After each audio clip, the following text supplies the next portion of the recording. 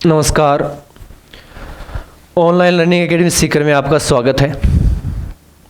आज की क्लास मुख्य रूप से ये 10th क्लास की मैथ की क्लास के लिए है, जिसमें हम बात करेंगे वास्तविक संख्याएं। वास्तविक संख्या, रियल नंबर।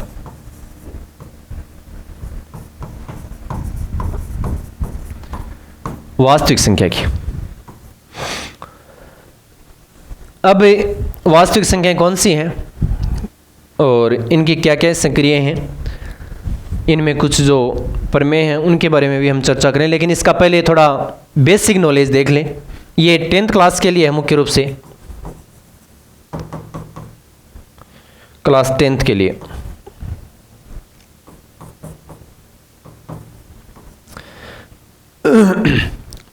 वास्तविक संख्याएं हम पढ़ें उससे पहले इसका थोड़ा बेसिक नॉलेज देखें। संख्याएं कौन कौन सी हैं। एक होती है प्राकृत संख्याएं।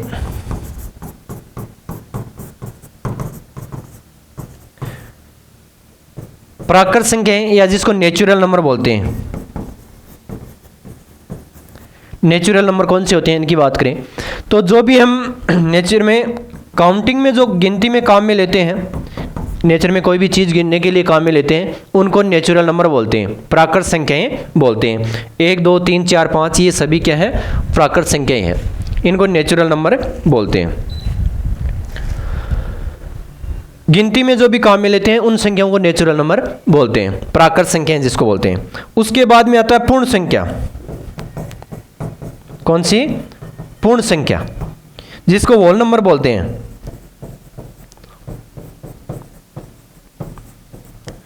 होल नंबर, इसमें प्राकृत संख्याओं में जीरो और शामिल होते ही क्या बन जाता है, पूर्ण संख्याएं बन जाती हैं, होल नंबर बन जाते हैं। 0 1 2 3 4 ये क्या बन गई, होल नंबर बन गई। यानी प्राकृत संख्याएं होती हैं वो पूर्ण संख्याएं होती हैं। प्राकृत संख्याएं जितनी भी होती हैं वो सारी पूर्ण संख्याओं में शामिल होती हैं। अक्षर संख्या कौन सी बढ़ती है, जीरो और शामिल हो जाता है। यानी नाम में थोड़ा सा अंतर है। प्राकृत संख्या है, ये पूर्ण संख्या है। अंतर कितना है, पूर्ण संख्या में, प्राकृत संख्या में यदि जीरो शामिल कर दिया तो क्या बन गई, पूर्ण संख्या बन गई। प्राकृत संख्याएं तो सारी शामिल है ही है पूर्ण संख्याओं में, एक जीरो एक्स्ट्रा होता है, जीरो आते ही क्या बन गई, ये पूर्ण संख्याएं बन गई, होल नंबर बोलते हैं। अगला आता है इंटीजर्स, जिसको बोलते हैं पूर्णांक।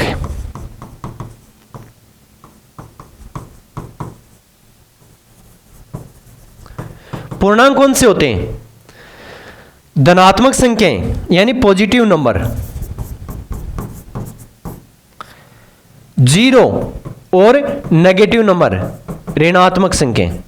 धनात्मक संख्याएं 0 और नेगेटिव नंबर यानी ऋणात्मक संख्याएं, इन सभी को क्या बोलते हैं, पूर्णांक या इंटीजर्स बोलते हैं। जैसे -4 -3 -2 -1 0 1 2 3 4 ये यानी नेगेटिव नंबर जितने भी होते हैं वो इंटीजर्स में शामिल होते हैं। 0 भी इंटीजर्स में शामिल होता है और पॉजिटिव नंबर होते हैं वो भी इंटीजर्स में शामिल होते हैं।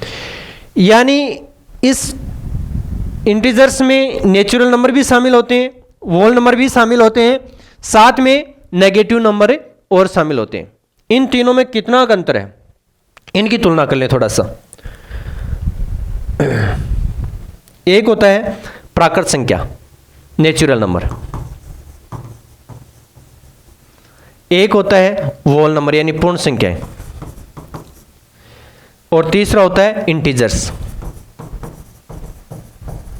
इनमें कितना डिफरेंस है, नेचुरल नंबर में नेचुरल गिनती के नंबर आते हैं, 1 2 3 4 5 6 7। ये सबसे छोटा नेचुरल नंबर तो 1 होता है, लेकिन आगे सबसे बड़ा नेचुरल नंबर देखें तो वो फिक्स नहीं हो, कितना भी बड़ा हो सकता है।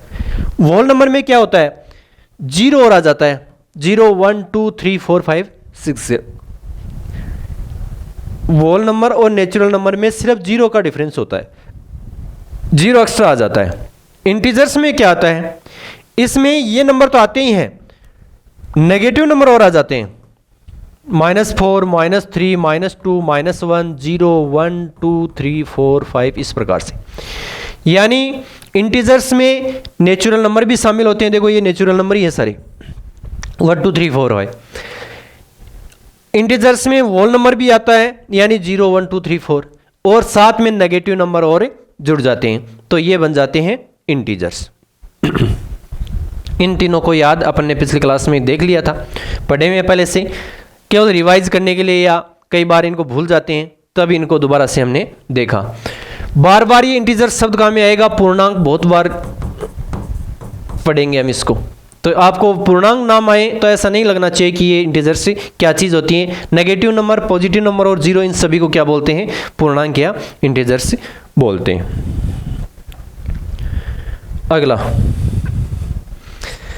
अगला आता है, एक होता है परिमेय संख्या, रेशनल नंबर,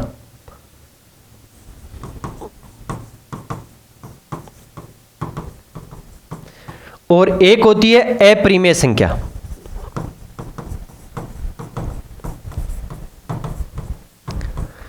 रेशनल नंबर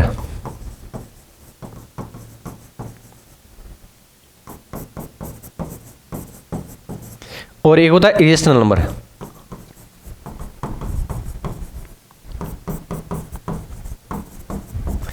देखो, एक होता है रेशनल नंबर और एक होता है इरेशनल नंबर। ये क्या होते हैं? देखो, किसी भी संख्या को हम यदि P/Q के फॉर्म में लिख दें, कौन सी फॉर्म में? P/Q की फॉर्म में, यानी अंश और हर के रूप में किसी भी संख्या को यदि लिखा जा सकता है तो वो संख्या होती है परिमेय संख्या, रेशनल नंबर। जैसे यहां Q 0 के इक्वल नहीं होना चाहिए, बस Q क्या नहीं होना चाहिए? 0 के इक्वल नहीं होना चाहिए। और यदि किसी संख्या को P/Q की फॉर्म में नहीं लिख सकते, P/Q की फॉर्म में नहीं लिख सकते, तो वो संख्या कौन सी होती है? अपरिमेय संख्या होती है। P/Q की फॉर्म में लिखा जा सकता हो उसको बोलते हैं परिमेय संख्या, और P/Q की फॉर्म में नहीं लिखा जा सकता हो उसको बोलते हैं अपरिमेय संख्या। जैसे सिंपल एग्जांपल की बात करें तो 5 एक परिमेय संख्या है। अब बोलोगे कि 5 को P/Q के रूप में कहाँ लिखा हुआ है? तो 5 को हम 5/1 लिख सकते हैं, क्योंकि 5/1 का मतलब ही क्या होता है? 5 ही होता है। 5/1 को हम किस रूप में लिख सकते हैं? 5 के रूप में लिख सकते हैं। देखो, यहाँ P की वैल्यू हो गई 5 और Q की वैल्यू हो गई 1, और Q है वो 0 के इक्वल नहीं होना चाहिए, यानी Q की वैल्यू 0 भी नहीं है, यानी इसको हम P/Q के रूप में लिख दिया।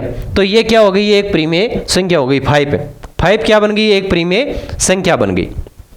अब अगली बात करें तो फिर अपरिमेय संख्याएं कौन सी होती हैं? तो अपरिमेय संख्याएं होती हैं जो स्क्वायर रूट में संख्याएं होती हैं और उसका परफेक्ट स्क्वायर फाइंड नहीं किया जा सकता। जैसे स्क्वायर रूट को मान ले 4 स्क्वायर रूट है, तो इसकी वैल्यू तो 2 हो जाएगी, तो ये तो एक परिमेय संख्या हो गई। लेकिन इसका हम लिखें √5 लिख दें, क्या लिख दें? √5 लिख दें इसमें, तो √5 का square perfect square number find नहीं होता है, यानी पूर्ण वर्ग संख्या नहीं होती है। ये एक अंक इसका इस प्रकार से नहीं आ सकता है कि वो पूर्णांक हो। तो ऐसी संख्याओं को जो स्क्वायर के अंदर है, रूट के अंदर हैं, और उनको हम रूट से बाहर नहीं निकाल सकते, यानी पूर्ण वर्ग संख्याएं नहीं होती हैं। जो संख्याएं पूर्ण वर्ग संख्याएं नहीं होती हैं और अंडर रूट के नीचे होती हैं, तो वो संख्याएं सभी क्या होती हैं? अपरिमेय संख्याएं होती हैं।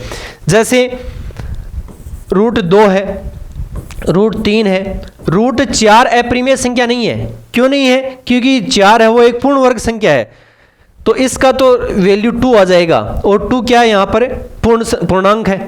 देखो, अब आप बोल दोगे कि इसको हम √5/1 लिख दें तो ये P/Q के रूप में हो जाएगा। ऐसा नहीं होगा। क्यों? क्योंकि P और Q यहाँ कंडीशन ये होती है कि पूर्णांक होने चाहिए। P व Q क्या होना चाहिए? यहाँ पर इंटीजर्स होना चाहिए। यदि P और Q इंटीजर्स हैं तभी ये परिमेय संख्या कहलाएंगी, रेशनल नंबर कहलाएगा, वरना इरेशनल नंबर होगा। तो यानी रूट के अंदर जो संख्याएं होती हैं वो सारी क्या हो जाएंगी? पूर्ण वर्ग संख्याओं को छोड़कर अपरिमेय संख्याएं हो जाएंगी। अब अपरिमेय संख्या और परिमेय संख्याएं देखो, इनका थोड़ा डिवाइडेशन और करें।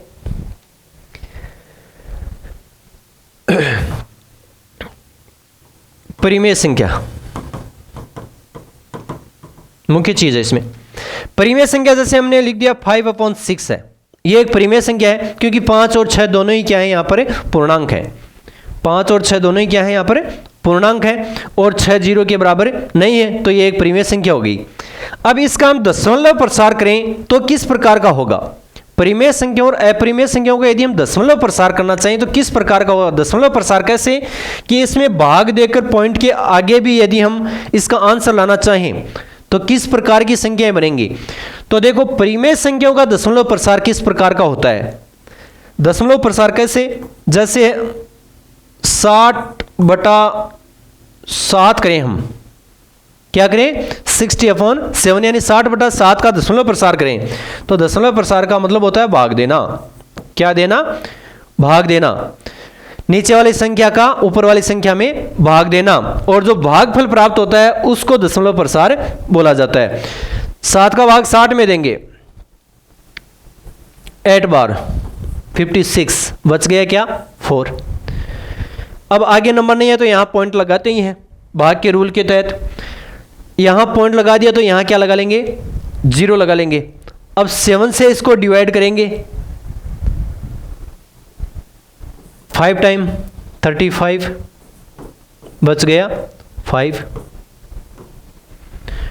फिर पॉइंट लगा हुआ है तो 1 0 हम लगा सकते हैं। 7 7 जा 49, ये बच गया 1। फिर पॉइंट लगा हुआ तो 0 लगा सकते हैं और 7 1 जा 7। यदि इस प्रकार से हम भाग दे रहे हैं तो इसको बोलते हैं दशमलव प्रसार। क्या बोलते हैं? दशमलव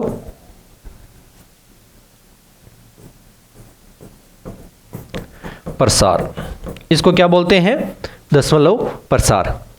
तो दशमलव प्रसार किस प्रकार का होगा? तो दशमलव प्रसार मुख्य रूप से 3 प्रकार का होता है। इस प्रकार की संख्याएं देखते हैं तो ये जो भागफल आता है इसको बोलते हैं किसी संख्या का दशमलव प्रसार।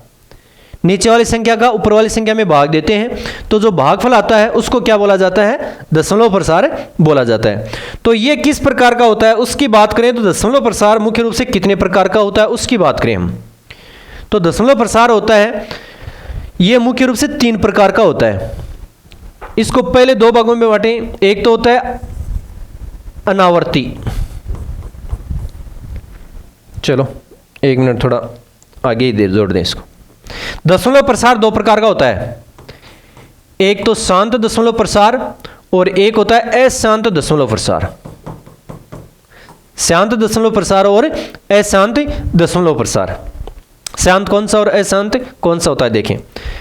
शांत दशमलव प्रसार का उदाहरण देखें, 5/4 लिखें। 5/4 का मतलब 5 में 4 से डिवाइड करना है।